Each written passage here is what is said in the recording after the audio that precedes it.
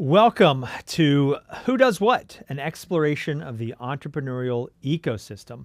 I'm really excited. Today, we have a guest with an organization who does a lot of stuff. Can't wait to unpack everything they do. So, welcome today to Lindsey Cox with Launch Tennessee. Welcome. Thanks, Sam. Thanks for having me today. So, Launch Tennessee, LaunchTN. What's the proper way to? It is Launch Tennessee. Great. You can abbreviate it down to LaunchTN. No space. Very No important. space. And you're a nonprofit. You're part of the state. You're what? How does that work? We're all the things to all the people. Great. No, so we are technically a 501c3 nonprofit organization, but we're also what we call a public-private partnership, which is really just fancy for we exist in state statute. So actually, in Tennessee Code Annotated, if you want to go buy the books, you can find the code that created Launch Tennessee. So, Excellent. yeah. And do other states have something like this? Other states do. I will Okay. say we have been ahead of the game, which I Nice. think is something we can credit with kind of stabilizing our entrepreneurial ecosystem and reach early on. Was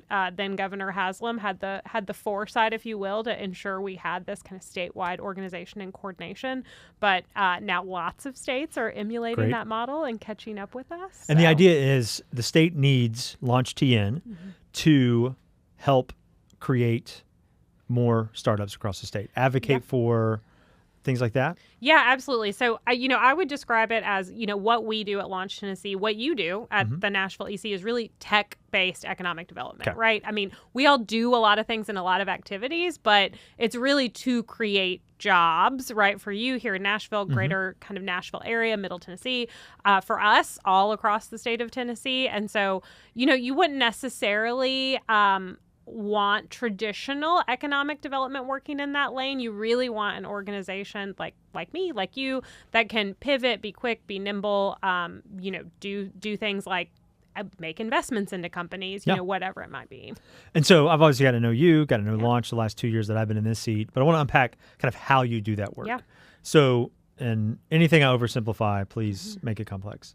But sort of there's ways that I know you all work with entrepreneurs and encourage this tech-based development sort of indirectly and directly. Sure. And so what I mean by that is indirectly, you all fund, help support, help convene organizations like ours, but also industry-based orgs. So walk us through the ways that you do that all across the state, that you're Sure. encouraging, funding, connecting entrepreneurs to resources close to them, either in their industry or in their backyard. Sure. So we can join the crowd of people who have C's that describe their organization, which is us, Great. is y'all, is Pathway Lending. We all got a lot of C's. Yep.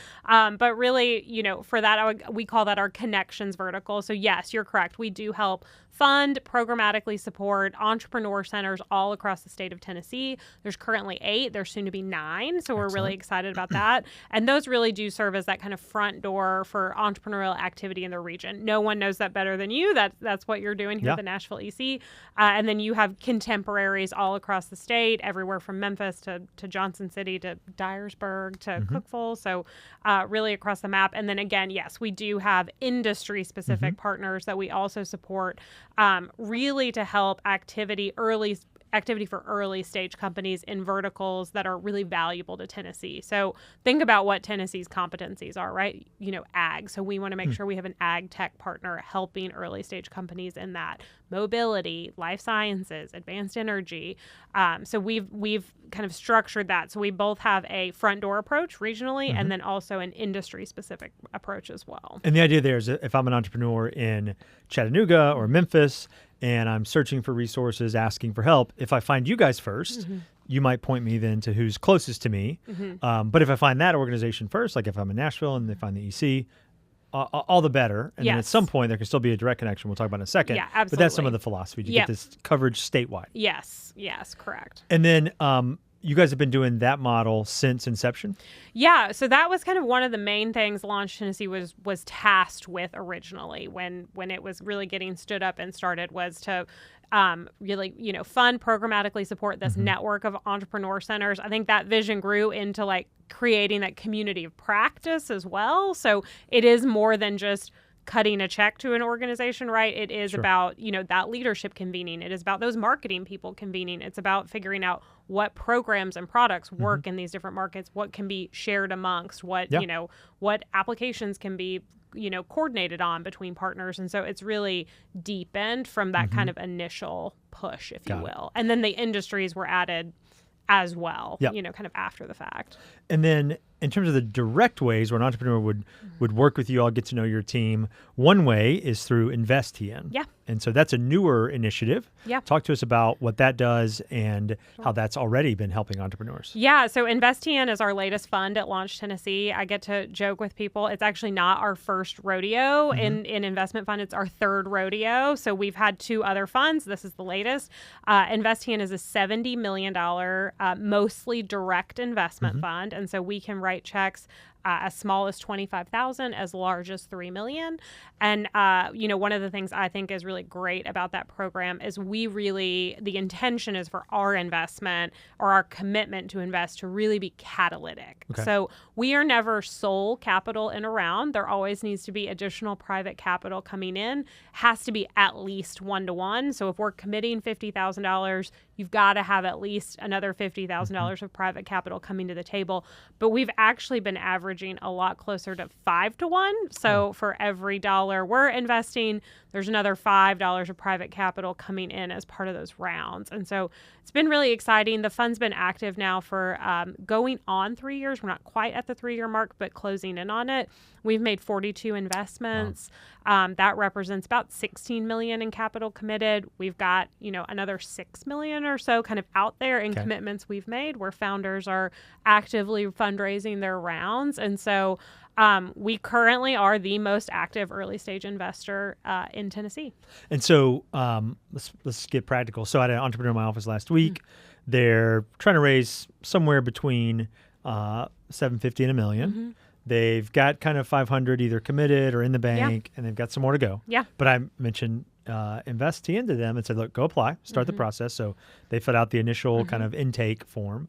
And what I told them about it was, this is the thing. They have a tech play, something that's really cool in the music space. I'll sort of stay vague here. But I told them to look at it because, again, it could be as they're having these conversations. So what I think their hope is, and maybe this is your hope too, when you mentioned it being catalytic. Yeah. So a founder who's talked to an investor who's saying, maybe still kicking the tires, thinking about it.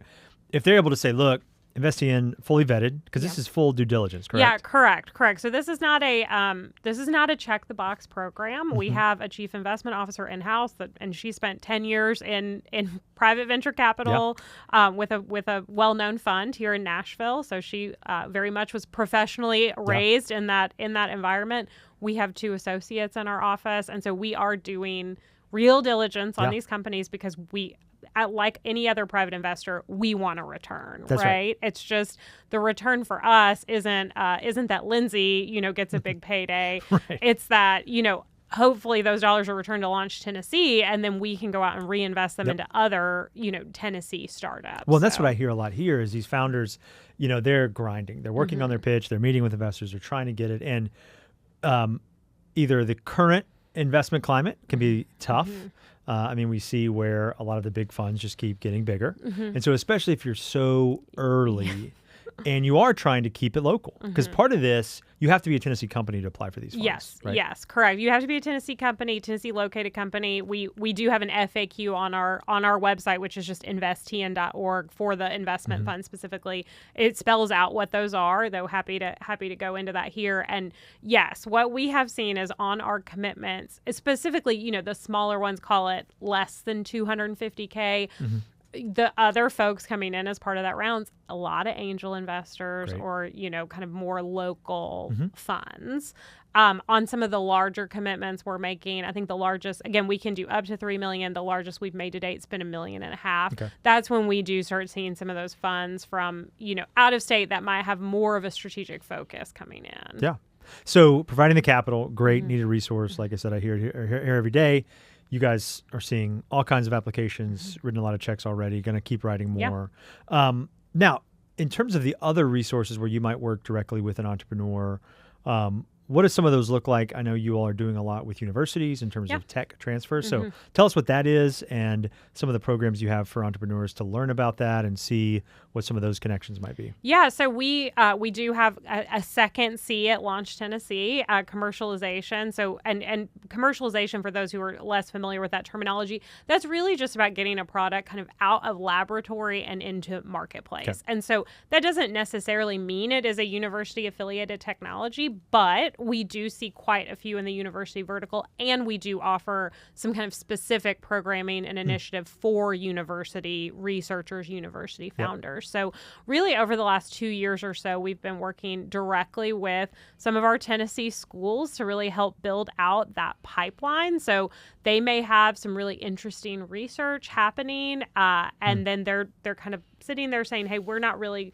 quite sure what to do with it. We're not as well resourced as a Vanderbilt or a UT, but we think there's something here, and so we want to be able to help those researchers either become founders if they're looking at a startup, or at least think about what they want to do with that IP, kind of what the potential is behind that. And so that's been really great for us. And then the other thing that we kind of specifically do within that commercialization vertical is actually support on a federal program called SBIR, which if you're not familiar, lots of fun government acronyms. Yeah, but tell us. It is the Small Business Innovation Research Program, and really high level. What that says is at the federal level, the federal government says, hey, largest agencies, you have to be investing in innovation as part of what you do. So DOD, DOE, USDA, the 13 largest, you have to be investing.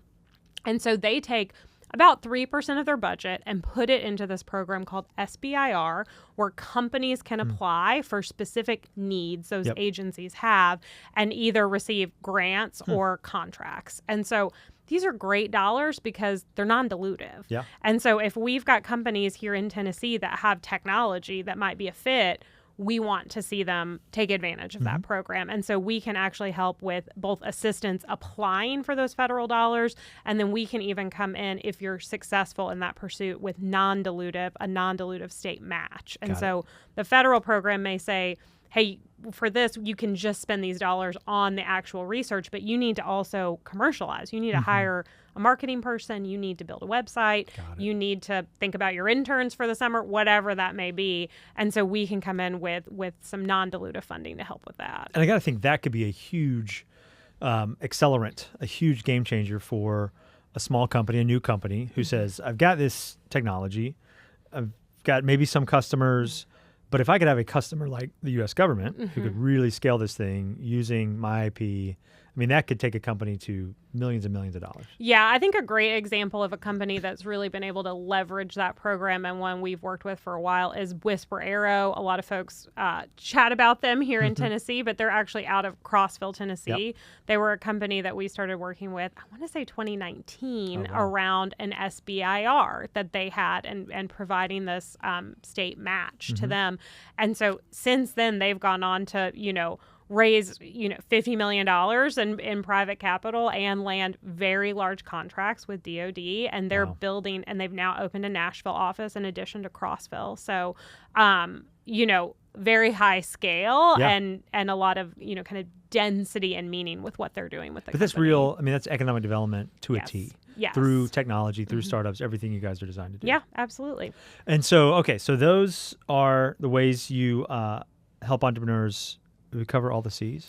We covered all the C's. So we just have the 3 C's. So the connections, commercializations, and capital. Although I will give a plug and a shout out. It's kind of, we sit it under our connections vertical, but the other kind of direct founder support we can offer is our summer intern program. So lots of our startups take advantage of that program, which is great. We want them to, as well as our Entrepreneur Center partners. But at Launch Tennessee, we actually do place interns with startups, with VC funds, with our entrepreneur support organizations for 12-week internships. We help underwrite the cost of that. And so this was our 11th year with that program, which is kind of hard to believe. We had 52 that we placed at 44 different companies. And the real big highlight internally of that program for us, well, a couple. One is we had over 580 young people apply for those internships this year. So we're 10x oversubscribed. And from all states, right? Not just from all states. All states. We place them with Tennessee located, but they can come from outside the state. And in fact, we kind of like it when they do, because then they can go back and kind of spread the good word about what's happening here in Tennessee. And then we'll see about half of those students actually continue on in their internship in some capacity, part-time or full-time. So doing a lot of good work. It's consistently one of our best reviewed programs from founders because, I think talent is such a need for companies. And that's an exciting thing, because then a young person, a student, gets to see what life is like in front of us in a startup or in a ESO, entrepreneurial serving organization, and it gives them a taste. Sometimes they're like, yeah, I don't want to do that anymore. But a lot of times it's like, hey, especially if they have entrepreneurial ambitions or are thinking that way, it gives them a real world glimpse into that. Yeah, absolutely. And, we'll place everywhere from, marketing students who are coming in to engineers that are going to work with some of our deep tech and deep science companies. And so, it's just such a unique opportunity. As we all know, when you work with a startup or an ESO, you get to wear a lot of different hats. And so it's a very different experience than, just going into a standard 9-to-5 place for the summer. That's right. And luckily for us, we get fabulous reviews on that program, both from the, company side and the student side. So we know it's... non-shameless plug here. I mean, we did this summer where I supervised the intern, and I'd heard about it again in my time here. But to do that, to see the real world impacts he's staying on through the fall with us. So yes, a real game changer. All right, did we cover? No, we did. We know we could have covered all the acronyms. We did SBIR. Yes. Tell us some other ones or where they fit in. We may have talked about them already. Sure. So the LaunchTN program, the acronym behind it is actually SSBCI, State Small Business Credit Initiative. And that is something, again, you talked about what we're doing here, but every state has something like that. Yes. Yeah. Per a law, a budget, something that passed. Yeah. So the SSBCI program, this is actually SSBCI for all the policy nerds out here, of which I kind of fall into that bucket. This is what we call SSBCI 2.0. So it was a reauthorized program. But yeah, it's actually getting out $10 billion across 50 states, territories, et cetera. The allocations for the states were based on population and some other kind of metrics that went into that. But, California alone received $1 billion from that program. Although I will selfishly say, I do not think they're executing on it nearly as well as we are. And I will do, a shameless plug for LaunchTN, the capital team, the LaunchTN program. Our program is executing really well. Like, we are seeing some amazing companies, and we're really able to make investment decisions relatively quickly in alignment with what a standard VC fund would do. And so I can't say the same for everybody else's program, but ours is going well. And we'll see, right? I mean, there's actually a way we can measure all this. Yes. Okay, so that's SSBCI. Got it. We did SBIR. What else is there?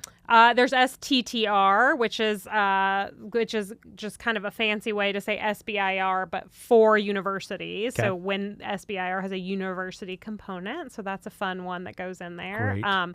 Our partner that we work with on the government side is ECD, so State Economic and Community Development. Love it. So Great. more letters for everyone. And you didn't come up. I just want everybody to know you didn't come up with these. These were handed down. You've got to deal with them now. Yes. No. We, Chuck and I do things like on our team who works on our commercialization tech transfer side. We actually call that initiative TTAC, so the Tennessee Technology Advancement Consortium. And I will say we did do that one. We thought you had to do one. Yeah, we were like, oh, the marketing people will fix this later, and then it was too late. Yeah, acronyms people just, I guess that's what it is. We'll just start using it.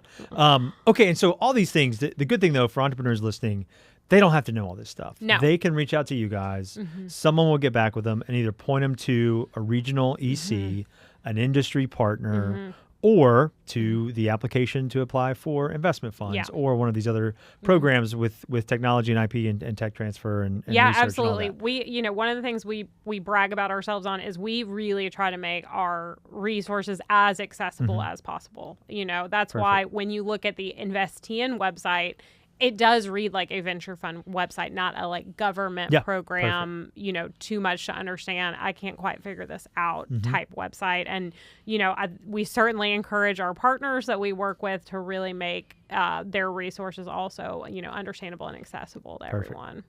And so those are the programs, those are the processes, the policies you guys have in place. But you guys also, since I've gotten to know Launch Tennessee, you put on some pretty killer events. We do. We have one coming up. I want to talk about that. But one that I got a chance to go to for the first time back in March. You guys have been a couple of years now, but you do something called Tennessee House. Yes. So again, talking about what's open to a lot more people than one may think. What happens at Tennessee House? How did that come to be? Why did you want to plant the Tennessee flag in Austin, Texas? Yeah. So we are the engine, if you will, behind the Tennessee House at South by Southwest. And so this was just our second one this past March. But, you know, I've been attending South by Southwest for a long time. We were chatting earlier, you know, help on the pitch advisory board, some different things. But it is such a large conference, and it's really where a lot of entrepreneurs, a lot of investors are headed. I like to go because I can see a lot of people in, you know, a week's time frame, and there just are all these amazing activations and builds as part of that from different brands, different states, different cities, both, you know, international and local. And so for a long time, I had really wanted us to have Tennessee representation down there. And so we kind of took the leap a couple years ago. I sent some emails around to some friends that lead different organizations around the state to help us come up with the money to do it, because it's not the cheapest thing. As we who run a big events know that they cost money to run. Fun fact, you have to rent a venue and, you know, all the things that go with that. So it really represents who Tennessee is. It's a great way that we leverage it to promote innovation that's happening in the state, as well as startups, as well as just the brand of Tennessee and then the brands of our market. So, Sam, we're really grateful that you came in for Nashville night at South by Southwest, where we had, you know, educational things like panels about where creative brands thrive. We had our friends at Vanderbilt talking about some of their really amazing initiatives that they're working on in the defense space. But then we also had hip hop karaoke. Yes, that was the big hit. We also had late night line dancing. We also did some whiskey tastings, and so hot chicken was flying around. Hot chicken was flying around. Goo clusters, maybe. Goo clusters. We had for Chattanooga. We had our friends at Moon Pie. Mailed us the newest Moon Pie, I think 2 or 3 weeks before it hit the shelves. So we debuted the newest flavor of Moon Pie. What a job. You get to that's part of the perks that probably weren't part of the interview. It was birthday cake. You're going to get to try the newest Moon Pie one day. Yes. That's awesome. And so that's obviously open to so many folks down there, and really extends the brand beyond the state, but that's part of the strategy. Again, back to ECD, back to this economic development. Big fun event, doing it again? Yes, I think so. So we'll be back for Tennessee House Year 3 in March, and we're hoping all of our partners will join us again. And, you know, last year we were fortunate enough to get to help represent Memphis, Knoxville, Chattanooga, and Nashville as kind of part of the Tennessee House as a whole. And so we're going to be looking to do it again. I actually had a call earlier today with somebody about it. So. Well, good. We'll bring you back on when it's time to unveil a lot of that. Okay, but then the thing you guys host on your home turf have for so long, 3686. Yep. So no letters, just numbers this time. Yeah. So what do those numbers mean? We had to spice it up. So 3686 is actually stands for the latitude and longitude of Nashville. Great. We wanted to kind of lean into that naming convention because we really see it as a meeting place, right? Okay. And so, you know, all throughout the year, we are getting tons of calls about, hey, what's going on in Tennessee? What's going on in Nashville? What's going on with this? We're hearing things about the entrepreneurial ecosystem, but we're not sure what's happening. And so we really like to leverage 3686's, hey, you should come into town and you should come in these few days because we will have all of our partners from around the state in. We will have all of our companies that we work with from around the state in. We'll have a pitch event where we're kind of showcasing what's best across Tennessee, et cetera, et cetera. So we've been running that now for, I think this is year 12 for us on that. It's been a great event. Primary audience focus for us, entrepreneurs, early stage entrepreneurs, investors, tech enthusiasts, folks that are interested in the ecosystem. Again, folks that are curious about Tennessee and want to come in and hang out for a couple days. And so we'll have about 1,000 folks in just here in a few weeks. All talking about, thinking about entrepreneurship, the ecosystem. Yeah. So give us details on this year. Where's it going to be? What are the dates? Sure. Where do people go to learn more? Give us some of the vitals first. Yeah, so it's going to be Monday, September 8th through Wednesday, September 10th. We've got kind of a great lineup plan. So Monday is really our kickoff day. We'll start one-on-one meetings, but we really do a fabulous happy hour that we're actually relatively well known for now, our happy hour kickoff. And so we like to kick off conference in style. And so we'll be doing that again this year. And so it's a great way to kind of settle into the event. Then Tuesday, we'll have 8 programming sessions all at the Cannery Hall here in Nashville. It's also where we did the event last year, as well as one-on-one meetings between entrepreneurs and investors, or entrepreneurs and service providers. So we'll have that all going on all day that Tuesday. Last year we did over 1,100 meetings. Holy cow. And so it's a great place both to, one, get content. So if you're, looking to expand your knowledge base, looking for kind of strategic takeaways from your startups, for your startup, you can do that at 3686, or if you're looking to meet one-on-one with investors, or maybe you're just kind of getting stuff started, or you have, questions about your accounting or your tax, situation, or some legal questions that have come up, or you're thinking about scaling and what your IT needs might be. You can really find all of those folks who will give you, their time at this event to make those connections. And so it was really fantastic. Something new we're introducing this year that I'm personally really excited about. We're going to have a 2-hour-long AMA stage. So a 2-hour-long Ask Me Anything stage. We've booked out 10 amazing folks to participate in that, and you will get 10 to 15 minutes to ask these folks anything you want. Holy and cow. So if you have always wanted to ask, Randy Boyd, the president of UT, some questions, you can come and do that. Or if you've, have some questions about some of our major sport franchises here in Nashville, we have 2 different ones who are going to be participating in that. And so, that's always been one of my just underlying favorite parts of 3686 are the really organic connections and the accessibility. And I think the AMA stage is really kind of an embodiment of that. And so really excited for that. And then last but definitely not least, on Wednesday, we are going to have our partner pop-up day. And that is where we have kind of more in-depth, workshops, programming pieces that take place all across Nashville. So not centralized to one venue, you get to see different parts of the city. And we actually have 16 of those partner pop-ups this year. And so folks can look at that and kind of see, hey, this is what I'd like to get a little more of, right? So maybe it's a little more networking, or maybe it's a little more in terms of a workshop about their brand and their creative, or a little more in terms of their, legal structure and what they need to do there. And so folks will have the opportunity to do that. And so really 2.5 days of pretty fantastic, content access, networking, good swag. Everybody always talks about our swag. That's right. For, a relatively low ticket price. It's $199 to attend the event. Absolutely. A great price for that long and that much of a, I guess I'll just call it a flexible format, because you're not stuck in a hotel ballroom with no windows and you don't know what time of day it is, listening to somebody drone on with PowerPoint slides. I mean, the venue you have is great. And, but the format allows folks where, again, you don't feel like you have to be in this room, but the content really is marquee and so relevant. I mean, last year you had 4 mayors on stage talking about what economic development through entrepreneurship looks like in their city. I know you had startups who were funded. You had folks who were scaling in e-commerce. I mean, so something for everybody. And again, if one session isn't that for you, you mentioned you've got these one-on-ones, or there's so many things happening in this city that week.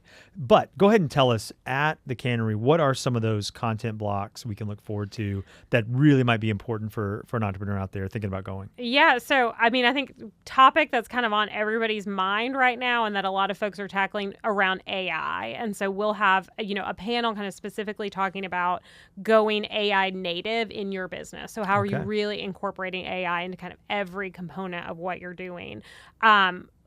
keeping with the fact that this is a Tennessee conference, we couldn't not talk about nuclear. So we are actually going to have a panel around nuclear energy, but really around what's new and next in nuclear. So for folks who have maybe been curious about why does the state have a focus here, there's actually quite a bit of really interesting early stage company activity happening in that space. We'll be highlighting that.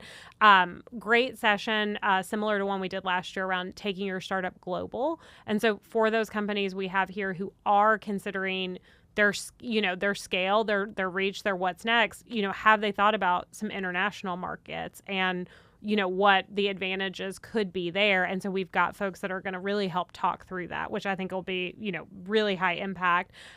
We've got our creative brands panel. So we'll be welcoming some really great legacy creative brands here across Tennessee, but also some kind of new and upcoming ones to talk about, why do they have their creative based business here in Tennessee? And so that's about half of kind of what we're putting forward. But, again, everything from those creative brands and those touches to what's happening in nuclear engineering.